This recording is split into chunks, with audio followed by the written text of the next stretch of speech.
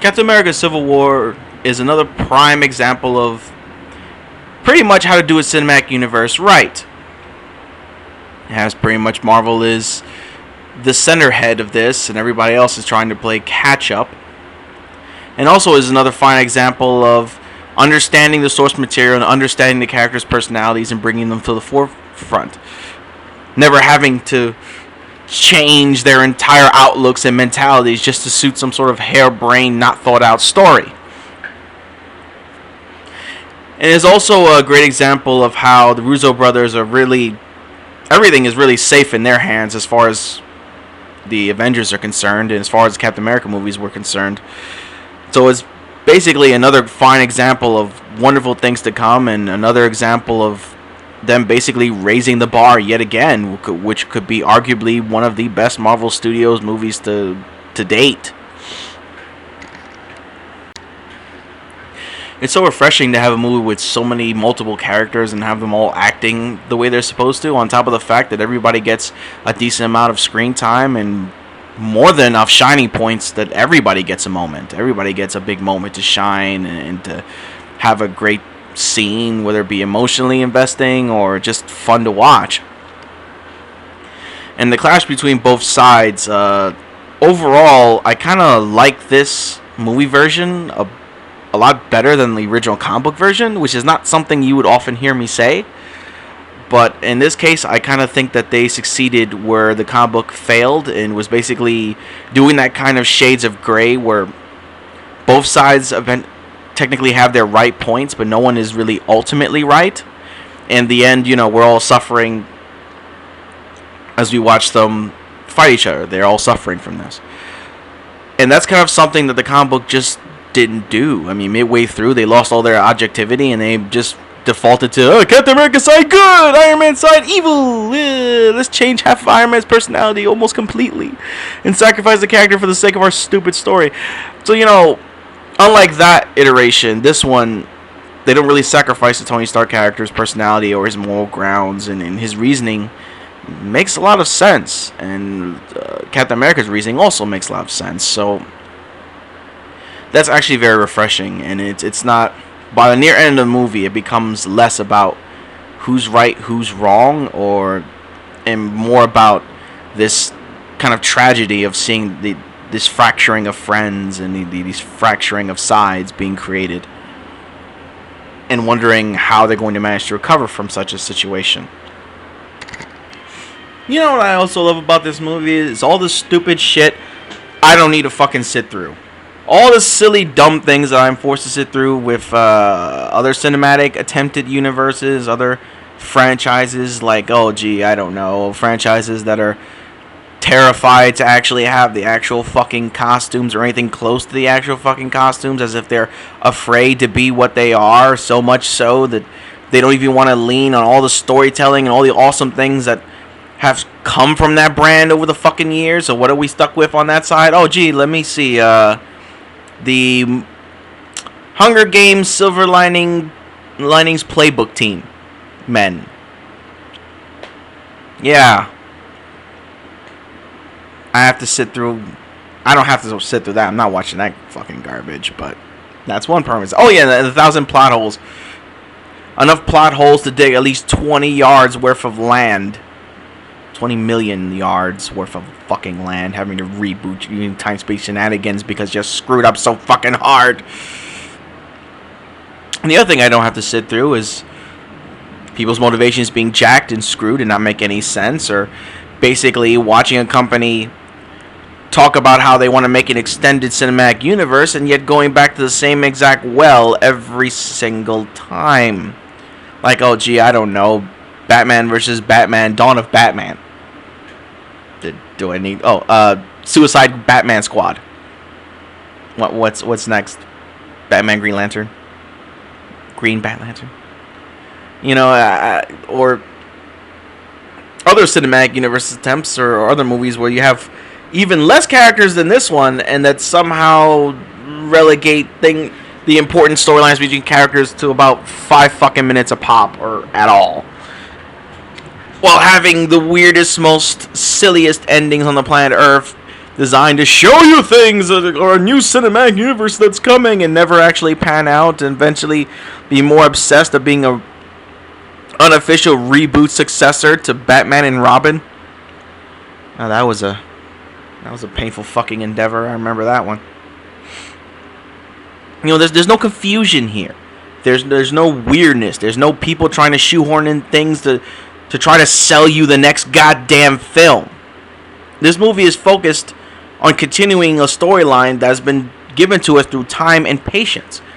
And this is one of those movies that's the payoff for that. And we're going to get even more payoffs as time goes on. There's focus here. There's a narrative focus. There's a planning focus. There's a cinematic universe focus. There's a continuity focus. This movie even fixes the tiny little plot hole that they had back in frickin' Iron Man 3 that led into Ultron. There was a little storyline that wasn't really touched on. Finally got touched on. So yeah, it's all the things I'm glad I don't have to sit through whenever I sit down and watch a Marvel Studios film. I don't have to sit through any of this crap. If only Fox would follow up with what they did with Deadpool and just keep on that track, then maybe I could say that for them too. So maybe there's a small chance that division actually knows what the fuck they're doing, because Lord knows we don't need any more Fan-4-6 running around the goddamn earth. We don't need any more goddamn Bryan Singer men or fucking Mockingjay men walking around. I don't need any more of that goddamn shit. And you're not going to worry about that here. There's a narrative focus. People are used as much as they need to be used, but they all get to be utilized strongly, and it doesn't drag the fucking storyline down like when you have to frickin' chase a goddamn Amazonia woman because she stole your fucking flash drive. Anyway. But the other big question, how is the action, you ask? How is the action? Well, it's everything you expected and more. The fight scenes in this are perhaps some of the most dynamic and just great fight scenes for superhero movies, and maybe even movies in general. Everybody's talking about the airport scene for damn good reason. I'm not going to spoil a goddamn thing. It's actually 17 minutes of heaven. That's the best way I can explain it. In that small space of time, they've done more justice to Spider-Man's character than an entire 2 movie franchises. Or not since freaking Spider-Man 2. Now, granted, it's only like two scenes, 3.5 scenes for him. But it hits. It hits for me. And it hits in a lot of ways. But anyway, yeah, so... And the cool thing about it is that it has this kind of... It's like a realistic take on the superpowered genre, in a sense. Like, the choreography makes sense. All the fight scenes make sense. And you're really seeing these characters with their enhanced abilities, and it's taking it a step above what we saw in Winter Soldier, and applying that with characters that are more powerful than Captain America and Winter Soldier, and they can do more. And it's really amazing to see. And there's just so many, and the pacing is just amazing. Just great pacing. But yeah, the fight scenes are really dynamic. And the last fight scene it gets very personal. In a good way. But it gets very personal. And we'll be way more invested in this fight scene than in other freaking damn BVS fight scene. Piece of junk. But yeah, you'll be way more invested. You'll be very invested in this fight scene. And it gets personal real quick. And I'm not going to spoil that for you, but it gets personal. Although I will admit, I will agree with some people with the shaky cam stuff in the beginning. Mostly the Black Widow fight scenes. I don't know why. I guess maybe it was a different stunt troupe, but for some reason her fight scenes, her choreography was weird. She did some interesting things, a little bit more power striking, more than we used to seeing from her. And, she still did her trademark current Karana thing and latching on people's souls there. But it was like a little bit of a shaky cam that was fucking weird. It was so goddamn weird. I don't know. It's just only hers, really. I didn't really see that much on anybody else. But for some weird reason, I don't know. They just kept shaking that goddamn camera. Like somebody's having a seizure on screen. That was the only weird scenes. But they're not that long. And they're only in the beginning. And you won't really see much of that ever again. So, I'm tired of Black Widow anyway. The movie does have enough of its own continuing storyline in itself that you could maybe watch it without watching the other films. You're really gonna be a little bit lost in some respects. I mean, for the general storyline itself, if you focus on the storyline, what's going on in front of your face in the moment, you won't be completely lost. You'll at least get, the what's at jeopardy and what's at stake here. The general things of what's at jeopardy, the general things of what's at stake, and if you see it from Black Panther's point of view, it will be a lot easier if you haven't seen the previous films, and but overall, it's very important to watch the others. Very important to watch the others, but you don't have to watch every single one. If you want a quick back referencing, if you just want to go through the ones that matter, if for some weird reason you haven't already, you don't really need to see every single Marvel Studios film before this. But to make it easier, I'm just gonna quickly kind of point out the ones you should definitely look at before watching this movie. Is basically, obviously, Iron Man 1, Iron Man 2, Captain America, First Avenger, the first Avengers film, Iron Man 3, Captain America Winter Soldier, Age of Ultron, and that's kind of really it. Ant-Man's kind of, you can, or you really don't need to. His movie doesn't really have any bearing on this storyline that much. And the scene from the after credits scene is just a scene from this movie that kind of repeats itself. It's just a mild thing if you just want to see this. There's a fight between Ant-Man and Falcon, but I don't know if that's worth watching a whole movie for.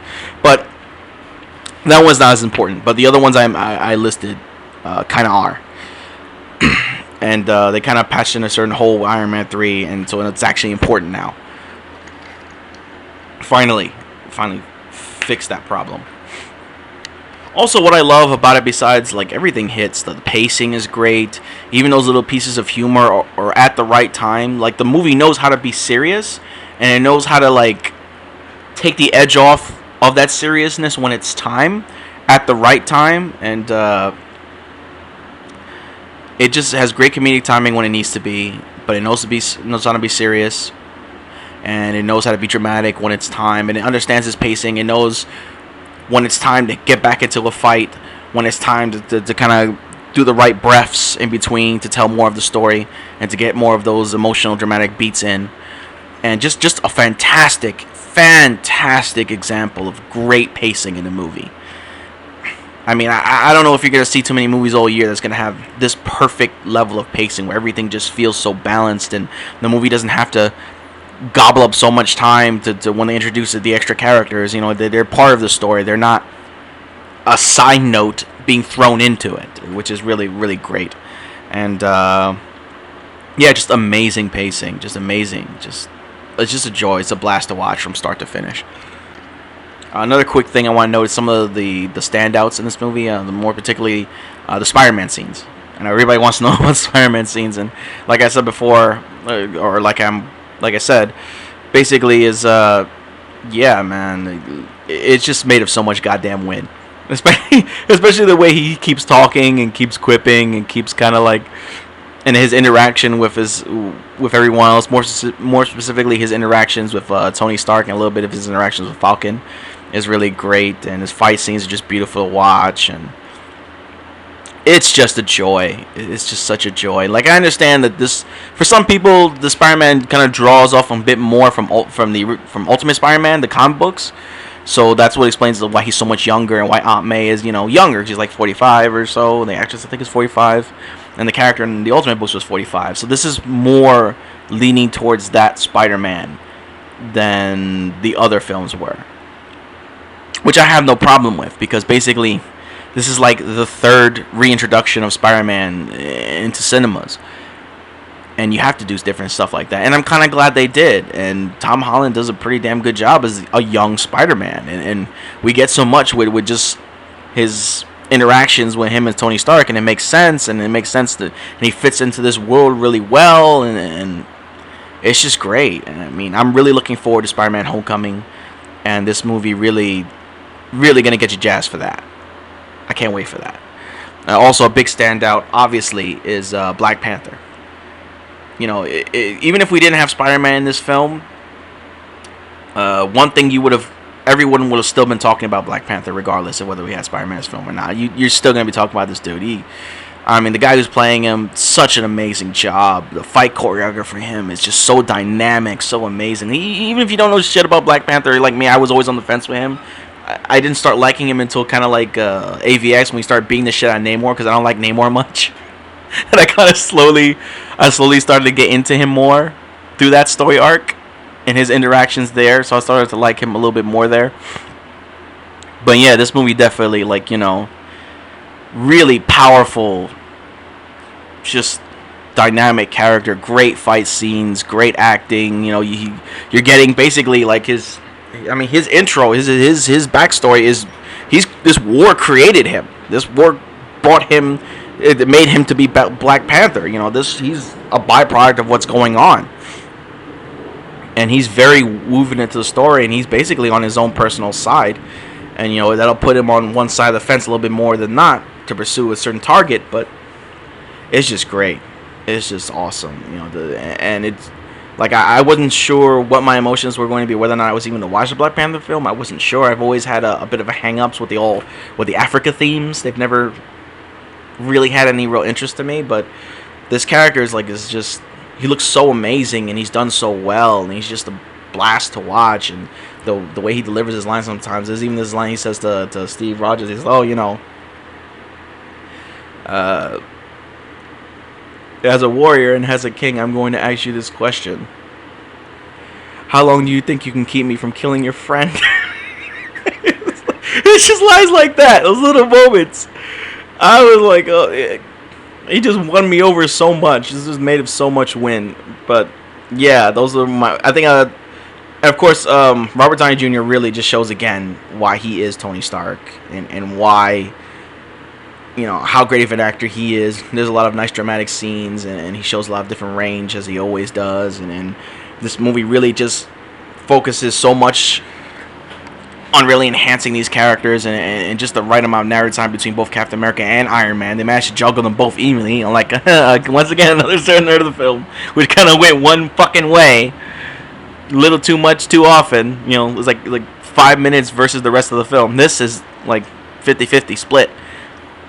This is still, of course, a Captain America film, and they managed to keep that in line, but not without sacrificing the necessary story beats they needed to make with Tony Stark's character. There's even, the stuff between Vision and Scarlet Witch. Such great chemistry there, and they really, both actors, both people just really play off each other really well, and you get to see Vision kind of like becoming more human at the same time. He has like his own little tiny story arc of a conflict that he's going through, and a thing that he's experiencing, which a friend of mine also noted could kind of be tied back to a conversation he had back in Age of Ultron, and like he's kind of becoming the thing that Ultron felt needed to be destroyed in humanity. So it was that's also a nice, interesting thing. And yeah, you get everything you need from just about everybody, and everybody goes through some sort of story arc, more or less, and it's just a blast to watch. Highly recommend this film. Like, this is, you're gonna have a hard time. I'm gonna have a hard time finding anything else that's gonna top this for this entire year. Rogue One ain't gonna fucking do it. X-Men ain't gonna fucking do it. So, Independence Day's not gonna fucking do it. So, it's not gonna be as solid as this one. This is the must-see movie for this year for me, and I think in general that's a safe statement. This is the must-see film. Its level of importance, everything that it does right. I can't really get into too much details without spoiling things. So I'm because this is a non-spoiler review, so I'm trying not to jibber jabber too much. I'm just, it's a praise fest, I know, but it's well deserved. It's well deserved. And if I'm taking jabs out of the things I don't hate, that's fan frustration. And that's honesty. Sometimes the internet can't handle honesty. Well, I'm not the internet. Another interesting thing is that the villain in this one, I guess, I don't know how to explain it. He's kind of going through his own personal origin story as well. And among other things, but I can't really talk about him too much because some of his storyline kind of ties into a lot of major plot points of the storyline, so I can't really talk about him too much. But he's kind of in the movie as much as he needs to be, and he's more of a catalyst character, more so than the big bad that they have to slay. He's more of a puppeteer, as it were, more of a puppet master. That's the kind of role he kind of plays in this film, which I find very interesting and very unique and very different versus a lot of other films where, the big bad is the thing you fight at the end, blah, blah, blah. This one is more, dealing with the puppeteer and the man just taking things that were already there, taking advantage of situations and things like that. You don't really see that much from Marvel films in this kind of way, so, I kind of like that. I kind of liked it overall. I think it felt narratively stronger to utilize Zemo in that kind of fashion. And his reasoning for doing the things he's doing is very, very human. It's very human. And it's really great. Like he's the polar opposite of fucking Lex Luthor and BVS. You know why he wants to do things.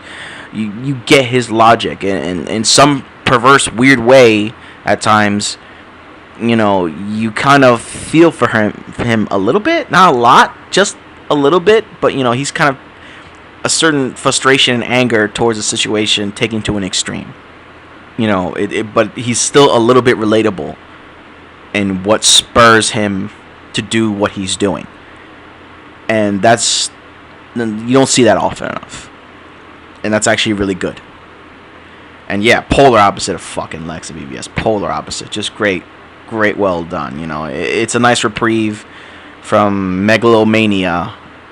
It's a nice reprieve from the stereotypical, Saturday morning cartoon, cookie cutout kind of villain that sometimes happens, in general, in movies in general. So that's actually, I think, it's a very refreshing and different thing.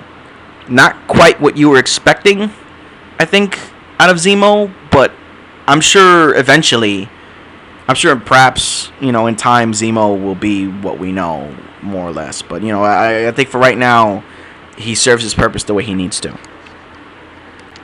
Alright, so yeah, that's pretty much, that's it, non-spoiler-wise, in a nutshell. I'm not really going to get into any more details. I think I've said more than enough. I mean, this movie's kind of generally accepted as amazing. It would be almost considered a waste of time to do the review, but I told myself, you know what? It deserves to be praised. If anything, I am doing this review to give major props to a company that has given me so many great films, understands its source material, and broke away from the dated, archaic, retarded film system that we used to have to deal with back in the 90s and the early 2000s. All the bullshit, studio garbage that used to hurt these films. We finally, with Marvel Studios as fans, and viewers in general, don't have to deal with that garbage and don't have to deal with that lack of vision.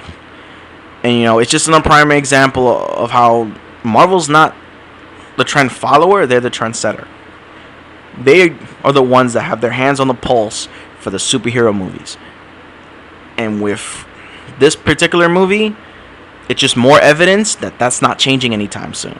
Because every time you think they can't surpass themselves, they just go ahead and do it. And the future's in great hands with Kevin Feige and the Russo brothers helming Avengers, and in general, and that vision of what they're doing is just, it's so refined. Even hey, look back at the Netflix stuff. I mean, shit. In terms of like series, they've got their hands firmly on the pulse. But CW's doing pretty good with Arrow and Flash, but I think for me, sometimes the Netflix ones are a little bit above that. That's a situation for another time, a discussion for another time. But yeah, this movie and the movie front, yeah, they're in the lead, and they deserve to be. They deserve it. Every ounce of success they've gotten, they deserve it because they're bringing us movies like this, strong, dramatic films with all the action we can ever ask for, and yet still with emotional depth, and still watching characters with the personalities that we know from not only the books but from the movies themselves, and that consistency, that constant consistency, and then that constant evolution of how their mindset starts to change and how they grow. You're watching these characters and these actors, they grow into their roles and grow over time, and every one of these kind of movies feels like the culmination of everything we've seen, and that's how it should be. And I mean, I'm not gonna lie. If Warner Brothers did a full reversal and started doing shit like this from this point on, and rethinking shit and taking their time and focusing and not trying to just obsess over their fucking safety net, to realize that you're trying to build multiple franchises to get to a certain point, but you need the time to get there. You're not going to get there in a fucking day. It's not going to happen. You know, I mean, I would love to see more consistency on the Fox end. I mean, there's some hope with Deadpool, but that's, you know, one group. That's Greg Miller and Ryan Reynolds and all those guys, all screenplay writers on that side.